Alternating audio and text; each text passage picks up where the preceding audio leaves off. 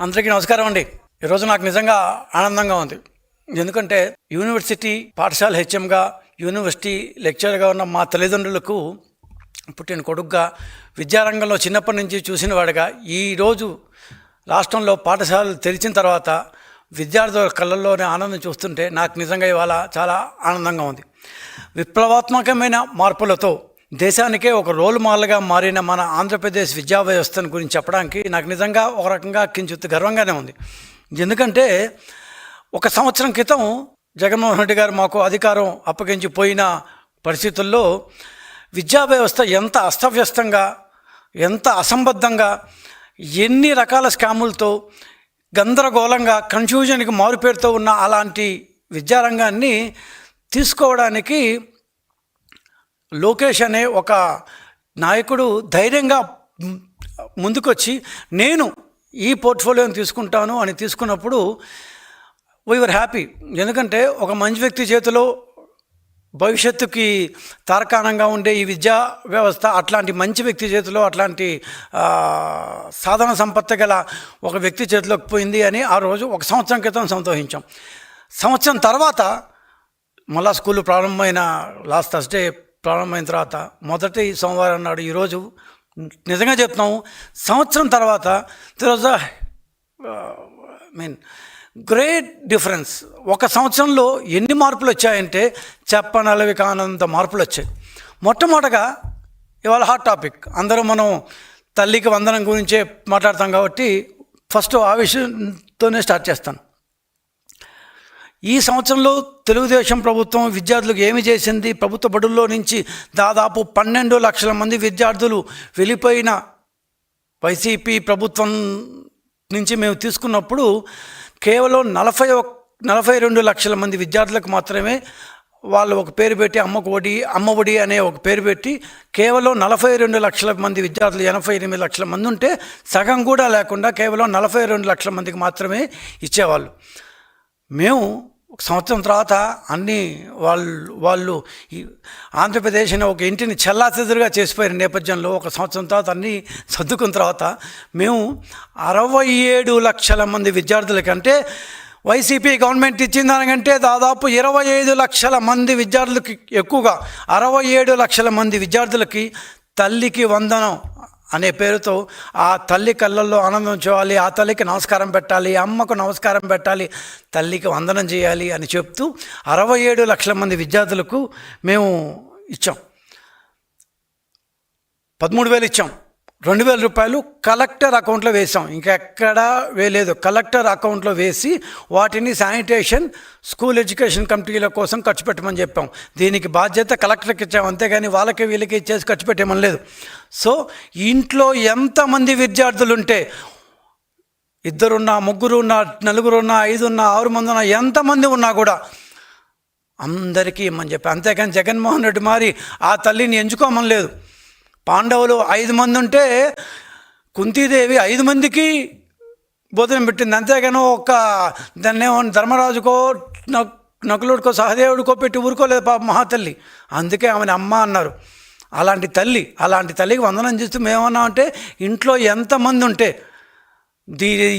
ఇదేదో రేషన్ కాదు, దీంట్లో సరేనా, దీంట్లో ఏదో కొద్ది మందికి ఇచ్చి ఒకరికి ఇవ్వకుండా అసంబద్ధం, అన్యాయం, అసహ్యకరమైన ఇది. సో ఖచ్చితంగా ఇంట్లో ఎంతమంది ఉంటే అంతమందికి ఇవ్వమని చెప్పాం. ఆ ప్రకారంగా మొత్తం దాదాపు 18,55,760 మంది, 18,55,000 మందికి ఒక్క కుటుంబంలో ఒకే పాప లేకపోతే ఒకే బాబు ఉండేవాళ్ళు 18,55,000 మంది. ఇద్దరు పిల్లలు ఉండేవాళ్ళు 14,55,322 మంది తల్లులు. 3 పిల్లలు ఉండేవాళ్ళు 2,10,684. 4 పిల్లలు ఉండేవాళ్ళు 20,053. అంటే ఎంతమంది ఉండే 6 పైన ఉంటే మాత్రం ఒకసారి చూసి కన్ఫర్మ్ చేసి ఇవ్వండి అన్న. అనాథ శరణాలయాల్లో ఉన్న వాళ్ళకు కూడా ఇచ్చాం. అందరికీ వాళ్ళు ఒక్కసారి పోయి చూసి వెరిఫై చేసి కన్ఫర్మ్ చేసి ఇవ్వండి అని చెప్పి ఆ అనాథ శరణాలయం ఎవరైతే నిర్వహిస్తున్నారో వాళ్ళ పేరుతో అందరికీ ఇచ్చేసాం, కానీ వాళ్ళ అకౌంట్లో మాత్రం ఎంతమంది ఉన్నారో చూసిమని చెప్పాం. దాన్ని ఏదో సాక్షిలో పెట్టుకొని 4 రోజులు 2 రోజుల పాటు తెగ తిప్పారు. ఇప్పుడు ఇట్లాంటి చీపు చిల్లర చేష్టల వాళ్ళు ఏం సాధిస్తారో వాళ్ళకి అర్థం కాదు. సరే, ఇంక వాళ్ళ గురించి ఎందుకులేండి.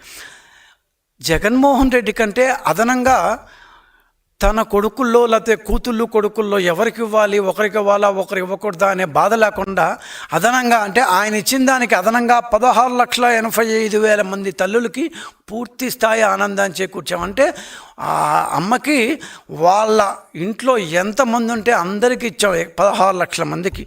ఇదే నిజమైన తల్లికి వందనం. ప్రతి తల్లికి వందనం. సగం వందనాలు పావందనాలు చేయలేదు. ప్రతి తల్లికి పూర్తి స్థాయిలో కాళ్ళు మొక్కి వందనం చేసి మరి అందరూ పిల్లలకి ఇచ్చాం. మీరు 42 లక్షల మందికి ఇస్తే మేము 67 లక్షల మందికి ఇచ్చాము. మీరు ఇచ్చిన దానికంటే దాదాపు 16,85,000 మంది తల్లులకి పూర్తి స్థాయిలో ఇచ్చాం. ఇంకా చెప్పాలంటే కేవలం బీసీ మాత్రం తీసుకుంటే 19,24,000 మంది బీసీ అమ్మలకి ఇచ్చాం. 19,24,000 బీసీ అమ్మలకి. దాంట్లో 29 లక్షల మంది బీసీ విద్యార్థులు, 19 లక్షల మంది అమ్మలు. అదేవిధంగా ఏపీ మైనారిటీ చెందిన అమ్మలు తల్లులు ఎంతమంది ఉన్నారు తెలుసా? 4,11,000 మంది ఉన్నారు. ఇట్లా మొత్తం చూసుకుంటూ వస్తే ఎస్సీ ఎస్టీ అయితే దాదాపు 7,43,000 మంది ఎస్సీ అమ్మలకి, 2,65,000 మంది ఎస్టీ అమ్మలకి, మొత్తం కలిసి 35,44,459 35,44,459 అంటే 35 లక్షల మంది పైచులకు అమ్మలకి తల్లులకి వందనం చేశాం.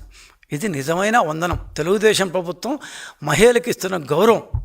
దీన్ని జగన్మోహన్ రెడ్డి గారు ఎప్పటికీ చేరలేడు.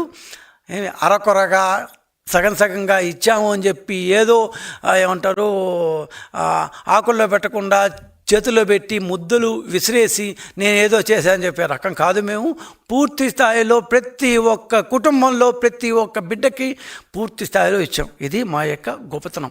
35,44,000 మంది అమ్మలకి ఇచ్చాం.